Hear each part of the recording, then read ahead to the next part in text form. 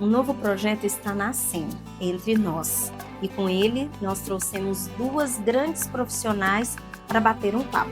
Episódio de hoje, Outubro Rosa, com a doutora Vitória Machado, coloproctologista graduada pela Universidade Federal de Uberlândia, e Marina Abreu, psicóloga clínica e mestranda pela Universidade Federal de Uberlândia. Falar de violência. Eu sempre trago o assunto de violência doméstica no âmbito criminal e que as pessoas conhecem.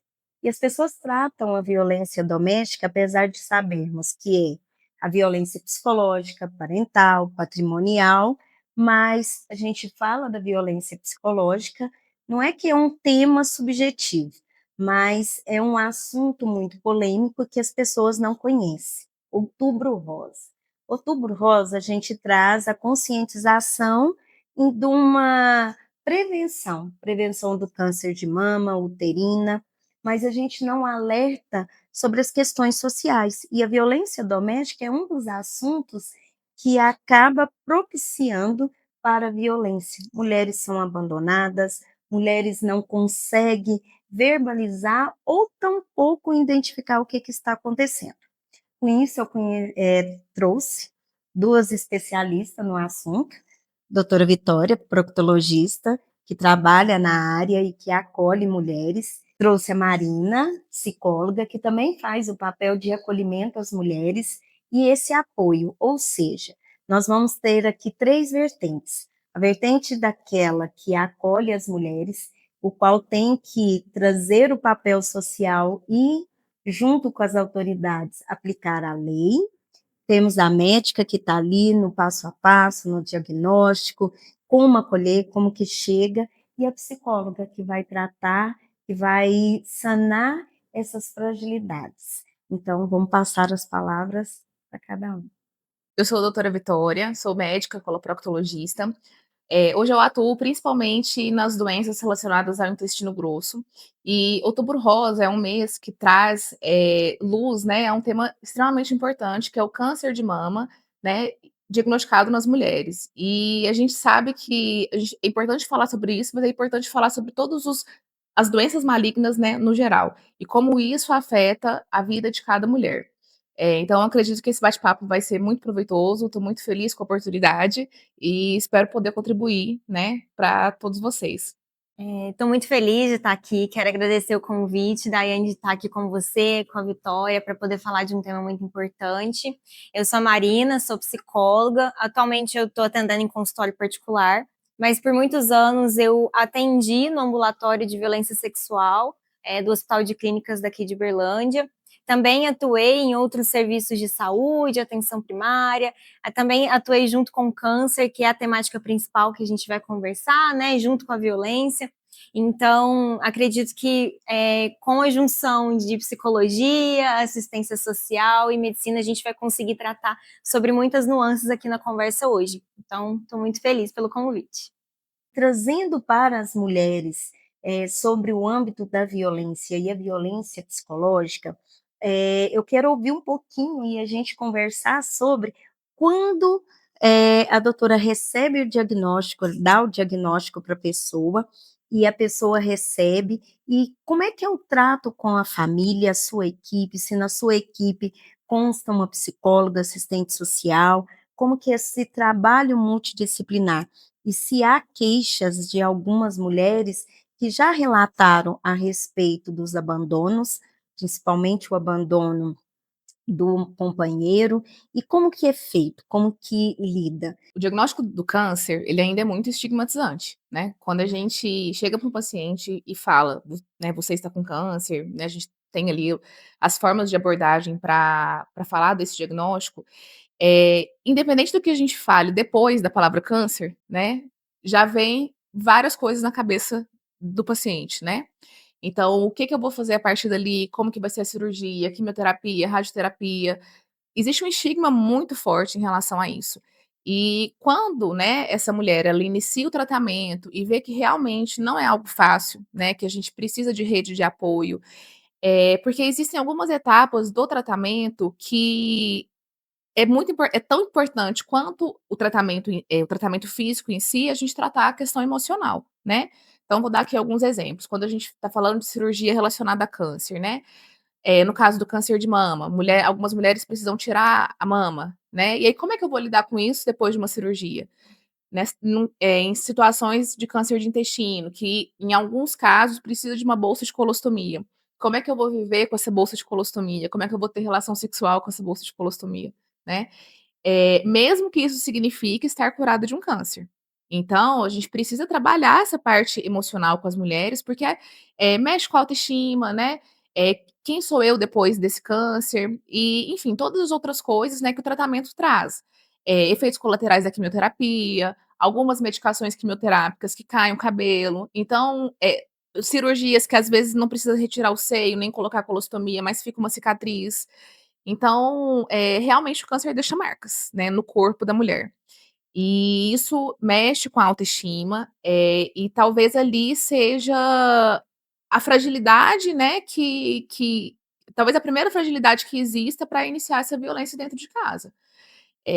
A gente existem vários estudos, né, que mostram que pessoas que têm rede de apoio têm chances de passar pelo tratamento com muito mais tranquilidade, inclusive tendo melhor prognóstico do que pacientes que não têm. E então é necessário falar sobre isso e é necessário, trabalhar isso. Tem questões socioeconômicas que também esbarram nisso, né? A falta de serviços de saúde, a falta de políticas públicas também que tragam a psicologia e até a assistência social para junto desse paciente.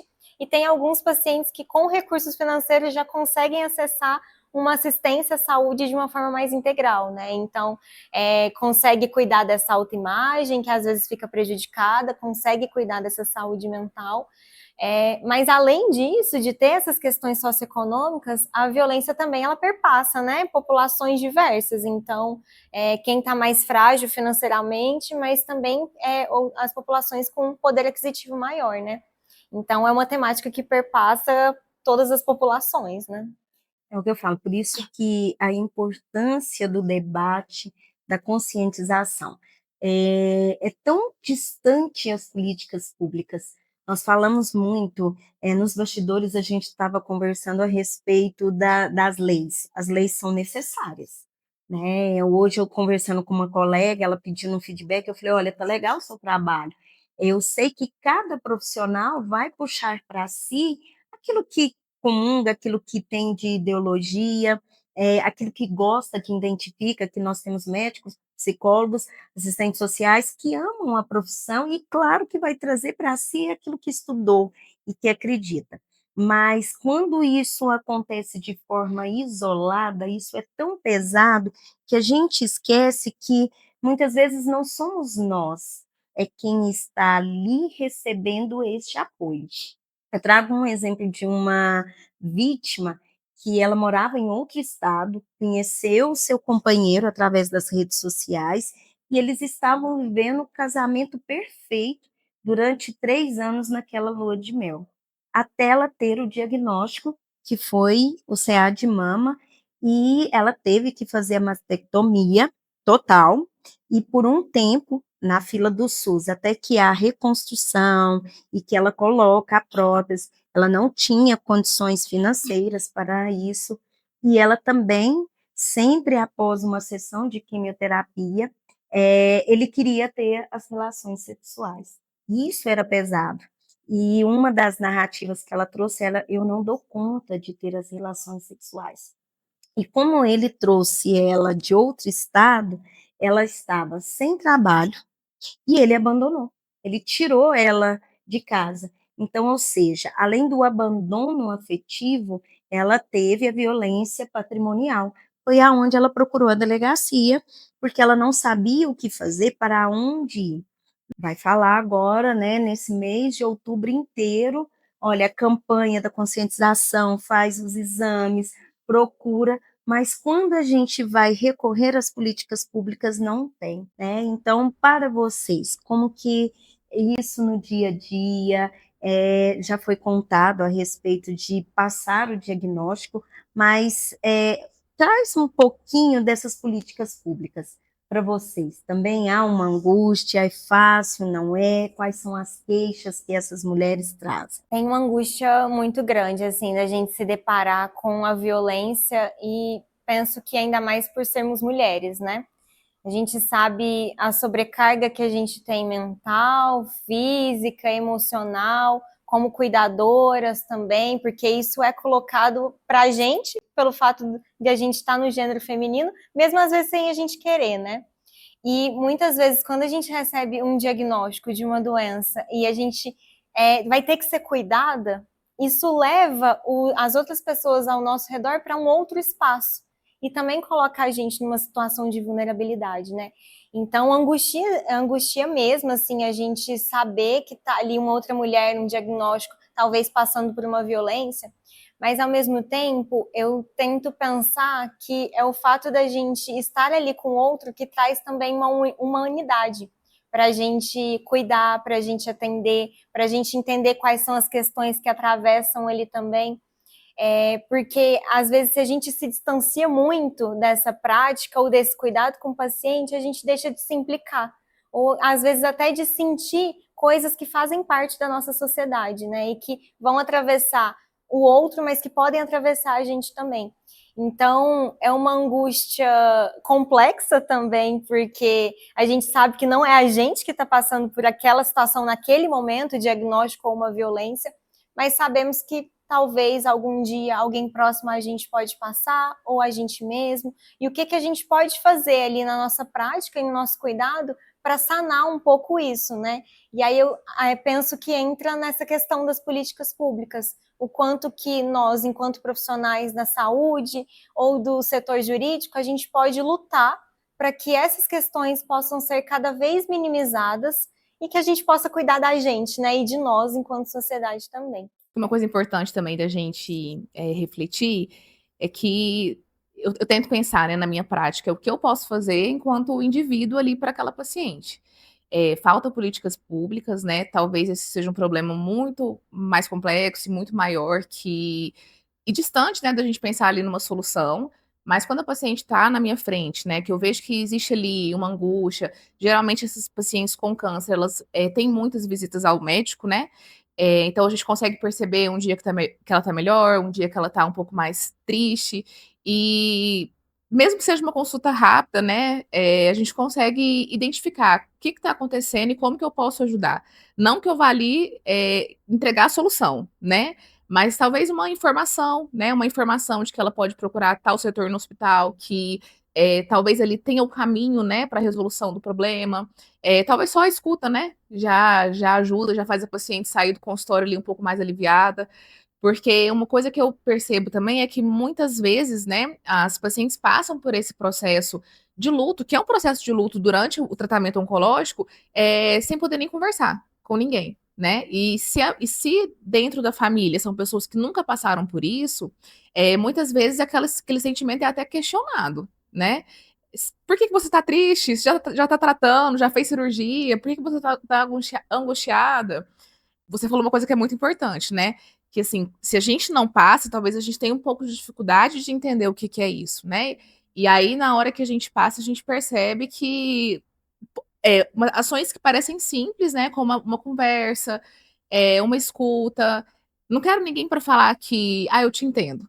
Não, você não entende. Dificilmente a gente entende. Com certeza. Mas só da mulher sentir ali que ela tá sendo ouvida, né? Então são pequenas ações que mesmo ali, né, no ambulatório de cirurgia, que também tem esse estigma de que o ambulatório de cirurgia a gente quer encaminhar os pacientes mais rápido, mas não, a gente consegue fazer um atendimento humanizado, né? Pelo menos encaminhar para que inicie ali a resolução daqueles problemas. E uma das políticas que eu vejo que é necessária, mas ainda assim é algo privilégio de uns, é a psicologia, porque o sistema Sim, de com saúde certeza. traz uma psicologia coletiva. E quando a gente faz um estudo, quando a gente pesquisa, quando a gente traz algo para contribuir, muitos colegas também não aceitam isso, mas eu vejo mistura. Ou seja, eu pego uma mulher vítima de violência doméstica, que está sofrendo a violência psicológica, e eu vou colocar com outro público, que às vezes é uma mãe que tem um filho preso, né, que está passando por essas dificuldades, a mistura, né, da saúde mental ali enquanto público. Para a psicologia, como é visto isso? Qual que é a sugestão? O que, que a gente traz de reflexão?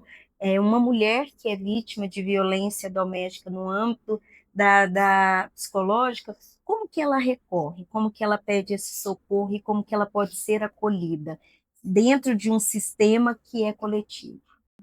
Nossa, Daiane, eu acredito que você pontuou uma problemática extremamente importante, assim, até dentro da minha prática, dentro do hospital, tinha muitos setores em que os pacientes eles ficavam ali muito misturados, né? Então tem uma separação de condições clínicas, físicas, né? Mas essas questões psicológicas, até dentro da ginecologia, né? Uma mulher que às vezes perde um bebê junto com uma que está parindo agora. Então, realmente precisa ter uma separação ali para que possa cuidar daquele sujeito, daquela mulher ali, de uma forma integral, da necessidade dela, né? E não colocar tudo ali como uma saúde mental coletiva, mas sem entender a especificidade do sujeito, né? E eu penso que o diagnóstico de câncer ou de qualquer doença que ameaça a vida é algo que pode impactar muito fisicamente, emocionalmente, espiritualmente também, porque tem essas questões. E é muito importante pensarmos que pode ter vida após um diagnóstico, né? E hoje em dia tem falado muito de cuidados paliativos, hoje é o meu foco também de estudo no mestrado, e muitas vezes as pessoas não entendem, né, o que é o cuidado paliativo. Então, é abandonar o paciente, é não cuidar. Então, tem ainda uma visão de senso comum, mas é o contrário disso. É uma abordagem que vem trazer um cuidado integral para esse sujeito, é tentar promover qualidade de vida, bem-estar.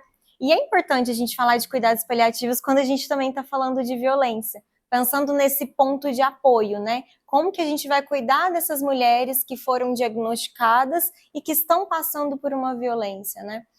Então, tentar buscar apoio em outros espaços, que não é aquele ambiente violento ali, seja dentro de casa, seja desse companheiro, porque a violência pode ser também conjugal, mas pode ser uma violência psicológica de outras pessoas da família, como a Vitória trouxe, né, de às vezes nem entender o que essa paciente está passando, colocar ela em situações de negligência, de vulnerabilidade. Então, tentar auxiliar, e eu acho que todos os profissionais pode realizar isso de uma forma geral, né? Tentar compreender ali com essa mulher, será que você está sendo bem cuidada mesmo, né? Não falando de uma forma direta, mas tentar trazer ali questionamentos, entender como que é esse ambiente familiar, como que essa mulher está dentro dessa família ou dentro desses outros serviços, porque a violência também pode acontecer em serviços de saúde também. E vejo que, além dos serviços e dar esse suporte, as redes sociais também têm sido um espaço de acolhimento. Então, já vi Instagrams, youtubers que falam sobre o adoecimento, quanto que elas estão se cuidando ali. Então, esses espaços de apoio, eles podem ser fornecidos por nós, profissionais de saúde, para tentar dar esse suporte para esse paciente, que vai buscando ali também em outros espaços, né, como grupos de apoio em unidades básicas de saúde, quando é fornecido também, né, nas redes sociais, ou em serviços e pessoas que podem acolher também. E aí é o caso da Preta Gil, né? Ela não encontrou acolhimento no marido e no final da vida esteve junto dos amigos, né? Que foram pontos de apoio importante para ela durante esse momento, né? Eu digo que o apoio, né, quando eu estou trabalhando com as minhas vítimas, que eu não gosto de trazer essa palavra vítima porque é muito pesado. Igual eu falei, elas às vezes não se identificam como vítimas e sim assistidas. E recentemente eu li e ouvi também de um médico uma frase que me chamou atenção e realmente isso faz total diferença e vai de impacto com quem eu assisto. Ele disse que o câncer ele é dividido em 50%. 50% nós nascemos com as células cancerígenas, e o outro 50% está associado ao nosso bem-estar, ao nosso dia a dia, à nossa qualidade de vida. Ele até fez essa comparação à questão das canetinhas, né, que estão todos utilizando, e que fala que, né, os pacientes que estão recorrendo a essas canetinhas têm reduzido, né, a questão do diagnóstico do câncer. Por quê? Trouxe qualidade, trouxe o bem-estar. E quando eu assisti uma vítima, ela disse isso, que o médico falou, né, para ela, que o diagnóstico de CA que ela teve não foi através da doença, né, da célula cancerígena que veio manifestar, foi exatamente por conta do dia a dia dela. E a doutora Vitória, o que ela pode contribuir, né, se essa leitura, essa fala desse colega médico faz total sentido, mas ela trouxe mesmo essa questão que desencadeou o câncer dela foi por conta disso, e o fato dela romper o relacionamento foi exatamente porque o médico falou, ou você sai, ou você vai morrer. Ela, hoje, eu atendi ela no ano de 2020, bem no início ali da pandemia, e hoje ela está bem, curada, né, sendo acompanhada, porque são 10 anos de acompanhamento, mas com relação ao câncer, o médico disse que teve êxito total. Bom, existe um segmento da ciência que realmente estuda, né, como as questões psicológicas e emocionais se manifestam no nosso corpo. Não vou saber te dizer, assim, com propriedade, né, porque eu não estudo esse segmento, mas de fato existe, né, essa linha de estudo.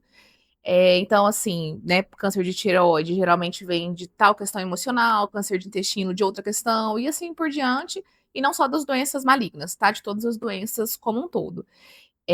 Fato é, né, o que a gente tem de evidência robusta, né, como eu disse no começo, que toda a questão emocional, ela está diretamente ligada com o prognóstico das pacientes, né, independente do diagnóstico que ela teve. O que isso significa, né? Que você cuidar ali da sua parte emocional, né? Ela vai te trazer um benefício sim, né? Em relação ao seu tratamento, em relação às suas chances de viver mesmo em relação ali ao câncer. Então, mesmo que eu não tenha propriedade para falar sobre isso, né? É algo que a gente conversa com as pacientes, né? Dentro do consultório. Porque não adianta só comparecer às consultas, ser submetido à cirurgia, quimioterapia, radioterapia. A gente precisa cuidar do resto, né? E assim, após o diagnóstico do câncer, né, existe toda uma outra vida para ser cuidada. Então, não é assim, eu recebi o diagnóstico de câncer e agora eu vou viver só isso. Não. Também uma coisa que é importante a gente falar, né?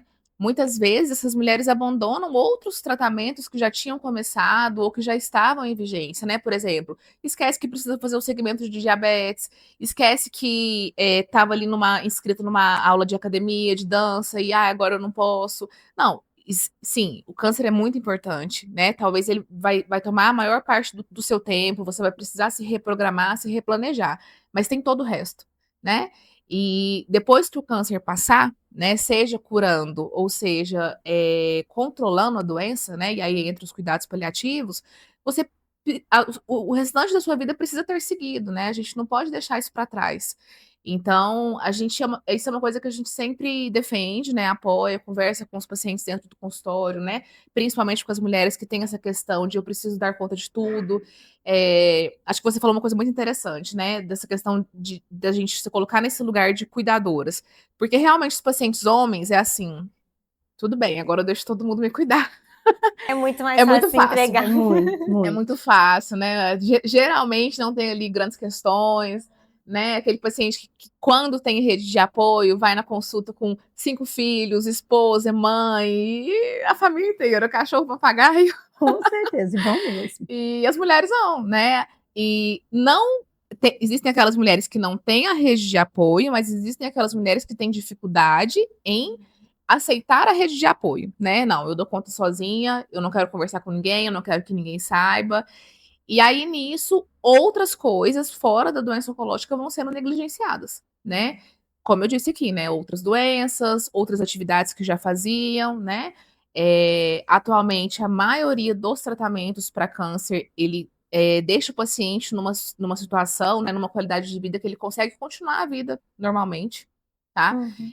A não ser cânceres muito avançados, em que o paciente precisa ficar internado, mas assim, a maioria dos casos, né, é bem próximo do normal ou o normal que ele já vivia, né? Então, isso precisa continuar, né, apesar do câncer. Nós falamos de cuidar, né? E é uma coisa que eu digo, como é cuidar do cuidador. Agora eu quero conhecer um pouquinho dessas profissionais, se elas têm esses cuidadores, se como que é feito isso, como estar bem. É porque eu falo muito da importância cuidar do cuidador.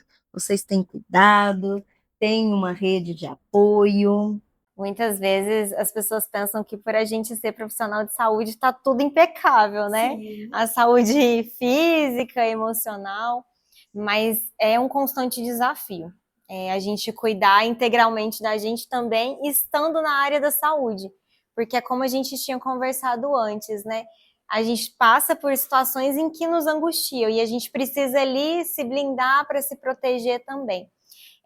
Por aqui eu tenho tentado assim cuidar da minha saúde física, também ali cuidar da minha saúde emocional, tanto na terapia, mas acredito que quem ainda não consegue, né? Porque a gente comentou também da psicologia ainda ocupar esse lugar de um privilégio, mas tentar buscar outros recursos que possam cuidar da saúde mental, né? E aí até falando nesse sentido para essas mulheres que estão em situação de violência psicológica, né? Buscar apoio em pares que se sinta confortável e que sinta confiança também. Porque a troca, a fala e a conversa também pode ser um aliado para a gente, às vezes, identificar questões que a gente naturaliza, né? Então, por muitos anos, dentro das nossas famílias ou dentro da nossa sociedade também, vários comportamentos eram naturalizados, não eram considerados como violência psicológica. A desvalidação, o abandono, é sempre colocado para a gente, enquanto mulher, né? Cuidar, estar junto, fazer companhia, fazer as tarefas domésticas também, mas e essa outra pessoa que também está junto com a gente? Também tem responsabilidade, não só conjugalmente, né? Mas também ali se a gente mora com amigos, com pessoas, né? Porque essa violência perpassa várias relações. Então, além da terapia, acho que a conversa com pares, estar em grupos também, estar em espaços que nos movimentam. Então, seja movimento físico, mas seja atividades como hobbies, né? Para essa saúde mental estar ali em dia, entre aspas, né? Porque a gente sabe que não é uma constante, a gente varia ali, né? Então, esse em dia que é usado também nas redes sociais, ele não é tão fácil assim. A gente tem que ir cuidando todo dia, então tem dia que não vai estar bem, a gente vai para o trabalho e vai também lidar com situações difíceis lá, mas é a gente sair desses espaços e tentando se cuidar, né? Bom, eu fui de encontro, né, ao diagnóstico de um câncer dentro da minha família, que foi com meu pai, alguns anos atrás. E ele já teve um diagnóstico numa situação mais grave, então ele ainda está em tratamento, né? Eu já era proctologista na época, já gostava muito desse assunto, né? Já tinha conversado com muitos pacientes, já tinha tido troca com muitos pacientes, mas realmente a gente está do outro lado da moeda é muito diferente. E aí eu pude, né, sentir um pouquinho de cada coisa que a gente conversou aqui, do medo, da angústia, dessa questão de cuidar, né? Eu sou a principal cuidadora dele. E eu dei mais importância ainda a algo que eu já achava importante, mas ainda era distante, né? Não acho, né, nem desejo que todos os profissionais de saúde passem pelo que eu tô passando, óbvio que não. Mas não tem como, né? A gente muda. E aí, logo que teve o diagnóstico, eu questionei se eu deveria continuar, né, como proctologista. Meu pai tem um câncer de intestino. Não foi fácil seguir, né? Mas como que eu consegui, né? E eu falo isso tendo bastante consciência de que eu tô numa situação de privilégio, né? Mas fazendo terapia, né? Realmente eu acho que a terapia ela é libertadora. É, tem uma rede de apoio, né? Minha família, ela vive aqui, ela mora aqui em Uberlândia, então eu consigo ter folgas, né, em relação a esse cuidado. Viajo, tenho hobbies. Então, assim, tenho bastante consciência de que eu tô aqui nessa situação de privilégio. e mesmo assim passando, né, por todos esses sentimentos, né, de angústia, de medo, de às vezes pensar, ah, será que vai dar certo? E é isso, né? A gente tem que trabalhar todos os dias, né? Não é uma coisa que você trabalha uma única vez e pronto, acabou, né? De forma alguma. Por isso que eu tenho bastante sensibilidade quando eu vejo, né, que uma paciente, principalmente talvez uma paciente que não tem essa condição financeira, porque eu sei que isso nos coloca num outro lugar, né? Tá passando por isso, porque eu tenho o sentimento, né? E eu sei que talvez não, né? Ela vai encontrar uma dificuldade maior que a questão financeira, né? Por isso que a gente precisa estar aqui conversando, defendendo políticas públicas, para que as pessoas consigam passar por essa situação, né, que é o diagnóstico oncológico, seja nela própria ou em algum familiar, de uma forma mais leve. Infelizmente, o diagnóstico de câncer ele é cada vez mais comum, né? Acho que uma outra coisa muito importante da gente falar aqui é da questão da prevenção, né? A gente, claro, vai falar do diagnóstico, vai falar do tratamento, mas se a gente conseguir prevenir, né, lá no começo, de você não ter o câncer, né, seria tão mais fácil, Com né? certeza. Na atenção primária, ter bons hábitos de vida, fazer com que todas as pessoas tenham acesso a exames de rastreamento. Quando a gente olha as taxas, né, de quantas mulheres aí nunca fizeram, ou já tem muito tempo que não fazem um preventivo, que é um exame super simples, assim. É, e é uma taxa altíssima, né? E aí, quando a gente fala de exames mais complexos, como mamografia, colonoscopia, que também são exames de rastreamento, mas que o acesso é muito mais difícil, né? A taxa diminui mais ainda. Então, se a gente pudesse, né, ter políticas públicas que focassem nessa situação, né, da prevenção primária, né, seria tão mais importante, tão mais efetivo. E acho que o que a gente pode fazer, né, além de cuidar de nós mesmas, mas é conversar sobre isso, falar, para que talvez o futuro seja melhor. Então eu quero assim encerrar com vocês com uma reflexão que cada um deixa para essa mulher, olhando para nós mulheres, porque eu falo todos os dias, eu levanto, a minha mãe fala assim, Daiane, o Uber chegou, e eu tô ali no espelho dizendo assim, como você é linda, Daiane, você é bonita, você olha no espelho e fala da autoestima, e eu trago isso para os meus atendimentos, eu falo para as mulheres, olha para você e diz assim, eu sou bonita, eu tenho um espelho, aonde eu vou ter um espelho. Na minha sala tem um espelho, eu pergunto assim, qual foi a última vez que você olhou no espelho? Mas eu quero que você olhe no espelho para você, falando para você. E isso, nós somos o quê? A gente está sendo instrumento. Eu falo para todas as mulheres, aqui não tem certo e aqui não tem errado. Eu sou um antebraço do direito, enquanto o direito aplica, eu explico. O serviço social, ele vai provocar nelas aquela coisa do auto-olhar. E eu não estou ali para falar a verdade que ela quer ouvir. Ela vai até o nosso atendimento e dizer assim: não, você é vítima, sim, coitada, o que você faz? Eu falo para ela que não. Então, assim, eu sempre digo: olha, eu não estou aqui para ajudar, porque quem muito ajuda, muito atrapalha. Quantas mulheres ouvem assim: não, você vai na delegacia, você vai dizer a respeito da sua violência? Quantas mulheres com medidas protetivas morreram? Aí eu digo para elas assim: mas vocês não conhecem os bastidores. Não dá para eu comparar a minha história com a do outro. Eu tenho que ter essa experiência para ir dizer que ela foi ruim. Então, eu sempre digo para elas isso. Então, como a minha profissão é trabalhar com direitos e deveres, eu falo assim: e o seu dever? Você veio atrás de um direito, mas e o seu dever? Nossa, mas Daiane, você está na delegacia, a mulher está ali para. Não, o apoio é esse. Quando elas percebem. Hoje eu tenho colegas de profissões e que era vítima e que ela ali já tinha perdido tudo e ela falou assim, olha, eu entrei na faculdade de serviço social porque você me encorajou, você disse. E eu digo assim, olha, não faz serviço social porque eu posso ajudar, porque o serviço social não é posso ajudar, é apresentar alternativas.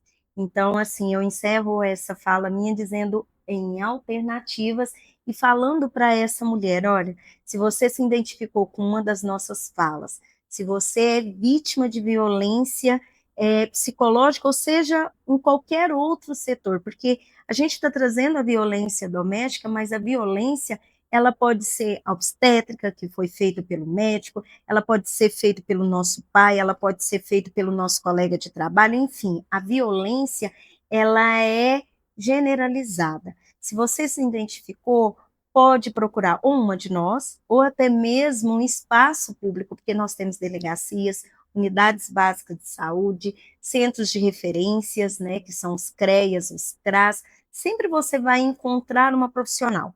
Ah, mas eu fui criticada. Mas então vai no Ministério Público. O nosso papel, principalmente enquanto servidoras públicas, é servir ao público. Então é entregar o nosso melhor.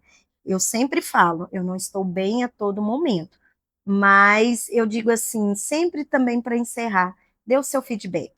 Você está saindo bem, você não está saindo bem, como que você sai? Me traz uma crítica, porque a gente só melhora quando a gente ouve uma crítica. Meu psicanalista fala assim, ele vai odiar eu trazendo um exemplo. Não existe críticas construtivas, mas uma crítica que faz que você se reflita, né? Isso para mim é positivo. Agora, para banalizar, o que, que a gente faz? Joga fora. Ah, estar bem é isso, ter uma rede de apoio. Agora eu quero deixar em aberto para vocês essa contribuição, o que, que vocês falando de mulheres para mulheres. Te ouvindo agora no final, fiquei com a palavra esperança, assim, em mente, sabe? Porque a gente falou de diagnóstico, a gente está falando de temáticas muito difíceis, que é o câncer, que é a violência, mas que pode e há esperança, né? De ter uma vida após um diagnóstico, de ter uma vida com câncer, como a doutora Vitória trouxe, mas também de ter uma vida após uma situação de violência, né?